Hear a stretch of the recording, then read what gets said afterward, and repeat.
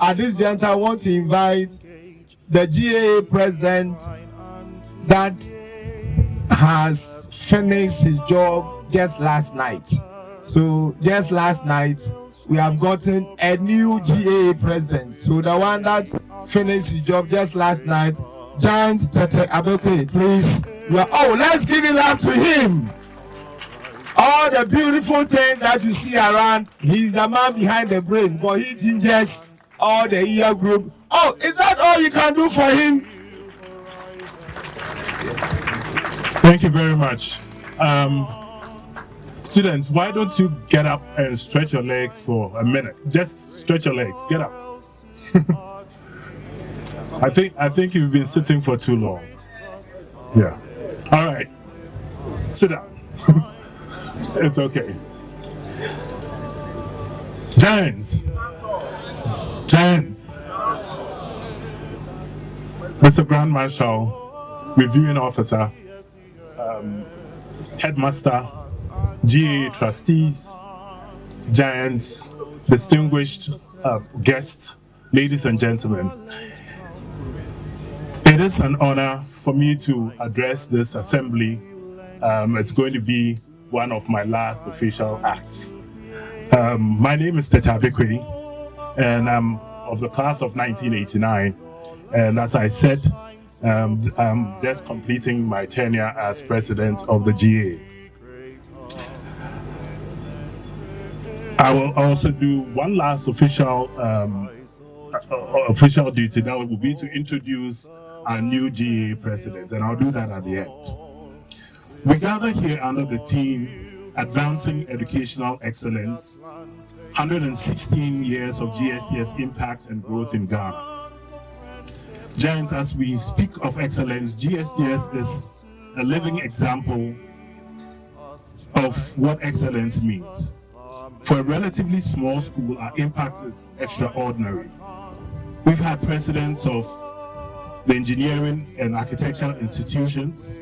We have had chiefs of Navy, Army staff. We've had several generals. We've had vice chancellors, distinguished academics, entrepreneurs, professionals across every sector of life. GSTS was founded to produce technically minded graduates, and we have lived up to that mandate. But today we must face a critical question. Will this tradition of excellence continue? Recent national trends give reason for concern. The national response to the latest WASI results show that most already know the problems and even the solutions, yet very little has changed. This tells me that our challenge is not about awareness. The real challenge is the system and the people who must make it work. We speak often about stakeholders, but being called a stakeholder is meaningless if one does not act like one. Our current system is too top-down, too inflexible, and often discourages innovation. Stakeholders work in silos, sometimes even in competition with each other. This must change to a more collaborative, local, and school-centered system. At GSTS, we've made progress, but we can do more. I propose that every year, all key stakeholders, the GAS, the GSTS board, management and teachers, PTA, and the GAA, even the student representatives, we should meet formally each year together to align priorities and coordinate our efforts. The national performance and our own recent results should be a wake-up call. This is an educational emergency, and as we say, all alarm bells should be ringing, and we all have a role to play in this national emergency. To policymakers, your intentions are good, but policies must be grounded in collaboration and thoughtful planning. In my opinion, that is a school-centered and consultative approach with all stakeholders. And if we do that, we will deliver better outcomes. Since schools are different, their needs must be different. Therefore, decisions like capacity of schools must come from the schools, not others. We should not fall into the trap of blaming our predicament on one single policy or any government.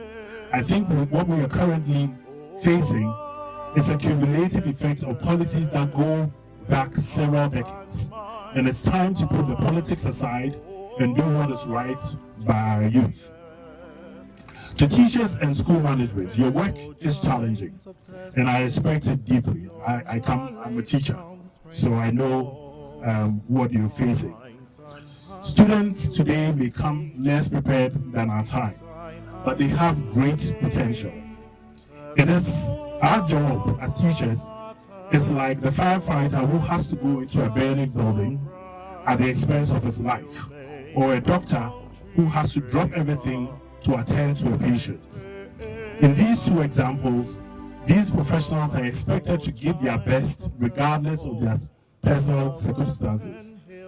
As teachers, we have the same responsibility, and I expect the same attitude towards our work. The consequences for not acting affect not an individual, but an entire group of students, and more importantly, the country. We as teachers cannot give up on any child. I am not by this statement suggesting that our teachers should also be taken advantage of or treated poorly. I urge policymakers to improve teacher pay and service conditions so that they can focus on doing their work well. Every teacher should hold themselves accountable for the results of their students. If any teacher has lost the zeal to teach, perhaps it's time to reconsider your profession, because the futures of our children depend on your actions. To parents, your responsibilities begin at home with discipline, providing the basic needs of your children. The children here are yours first, not the government's. Support the PTA, pay your dues, and ensure that children are well prepared when they're coming to school. In our current situation, you need to support initiatives like extra classes that will allow our students to be more successful. To my fellow giants, we remain the backbone of this institution. We have reaffirmed our commitment to support the school by improving infrastructure and collaborating closely with management to uplift academic standards. The task ahead is difficult, but as giants, I know we will overcome the challenges. Let's rally and make bigger strides in the coming year. And to you students, our young giants, I have not blamed you for the declining academic results. That blame belongs to us, the adults. But you have work to do. In a few months, some of you will become adults yourself, and the responsibilities will shift to you. Regardless of what is going on, there are things you can do on your own to be successful. Start with self-discipline. Respect authority.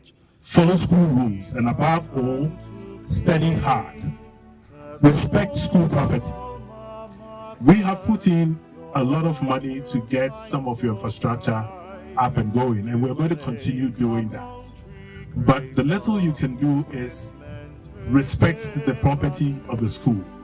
Don't go writing on the walls we've painted. Don't put your legs on the walls we've painted, right? Make it your own. Be prideful or be happy about what we have done for you.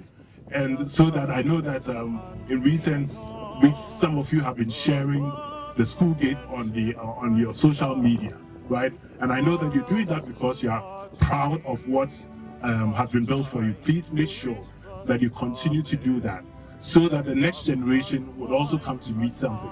I would rather spend the money that we are spending renovating these buildings on you, right? Your scholarships and all those things.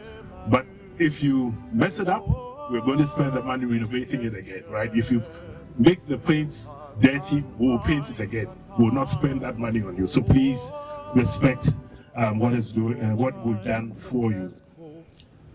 Over the next few months, we are going to work with management to come up with a document called the Gsts way.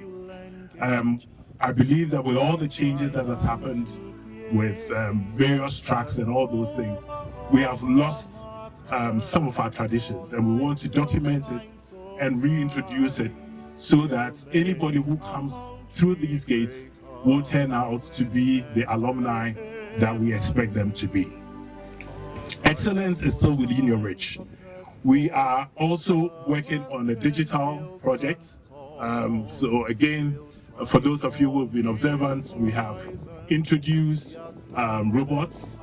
Or this homecoming, we've had robots. We've set up a Starlink to link, connect the whole school so that when you guys are doing things like NSMQ, I don't get calls about credits and all those things. Now, NSMQ team, you can log onto the internet that we've provided and do your work.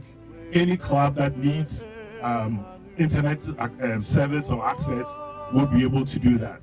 And this is just the beginning. We are going to beef up the technology side, the STEM side. We're going to introduce AI and equip you guys for the next generation ahead.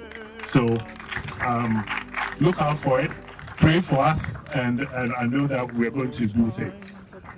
As motivation, we are also announcing the following awards for next year. Any student who gets 8 A's at the Awasi, are you guys listening? Any student who gets 8 A's on the Awasi next year, we the GA will give them an award of 5,000 Ghana cedis. If you get 7 A's, we will give you 3,000, and for those who get 6 A's, we will give you 2,000. So I'm hoping that you make us broke next year, right? Everybody work hard, and we're going to do that for you. In conclusion, Giants, thank you for all the support you've given me over the years. Not only me, but my executive committee. Nothing we have achieved would have been possible without you. So that ends what I want to say. It's now my honor to introduce to you the new president of the GAA, Giant Daniel Kojo Tetth.